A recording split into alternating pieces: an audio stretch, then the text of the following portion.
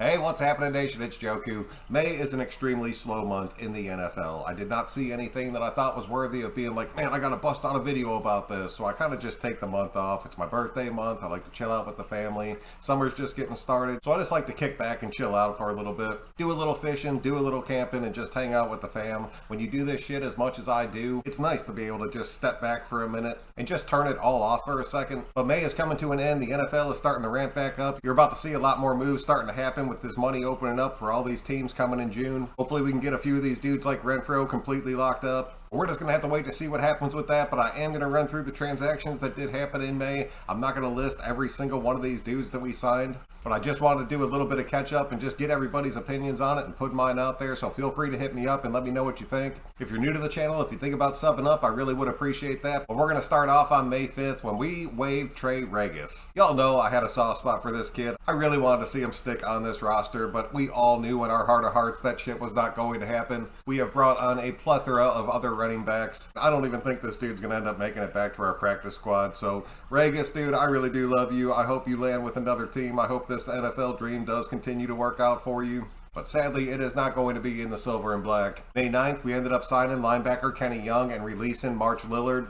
This move literally meant nothing. It was a camp body for a camp body. Neither one of those dudes were going to end up being on this 53-man roster. Moving on to May 12th, we ended up signing all of our rookies and picking up our undrafted free agents. There were one or two names on this list that did kind of pop out to me that I did want to mention just real quick because I do think they have an outside shot at making this 53-man roster, but I do not think it's personally going to happen. But sometimes you just have somebody show up at camp that just totally shows out and ends up earning a spot. First one is linebacker Darian Butler. He has all the essentials that you are looking for at the linebacker position. I'm really hoping that he can fight and just earn a spot on the practice squad to where if we need to bring him up, we can. But I would definitely love to see him stick around. And the other one is safety, Isaiah Palomeo. I really like this kid. That kid is a thumper. He has some speed behind him. I would love to see him stick around and make the practice squad and possibly make that 53. I think he is the one person out of all these signings that could end up having the potential to actually crack that 53-man roster. I've seen a lot of people talking about the running back, Sincere McCormick. The dude's already hurt. He's already on the injured list. And sadly, at a time like this, that's the kind of shit that can seal your fate going into next season.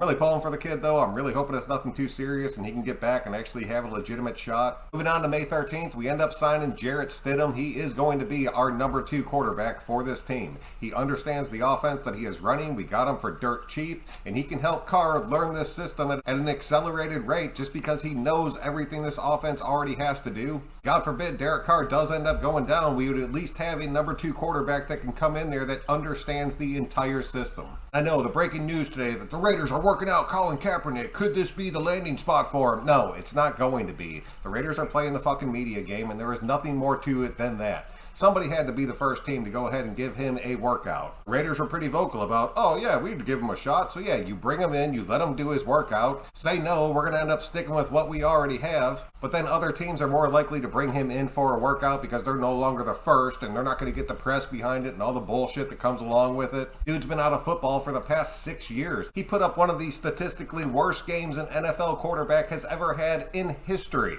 I have no shit heard people read and say it would be a major upgrade for Marcus Mariota. What the fuck are you talking about? That would not be an upgrade at all. But he will end up going through a few more workouts. He will end up landing a backup spot somewhere. So I do wish him the best. I got no hard feelings against him. I just do not want his ass to be on the Raiders. We do not need another distraction after the season of distractions that we had last year. Moving on to May 16th, we ended up signing Tyrone Wheatley Jr. That was pretty cool. Just to be able to say, like, I played on the same team my dad did in the NFL. That'd be cool as shit. I'm not gonna lie. We signed a few other camp bodies, but then we waived Trey Turner, who I really thought had an outside shot at being like our return man going into next season.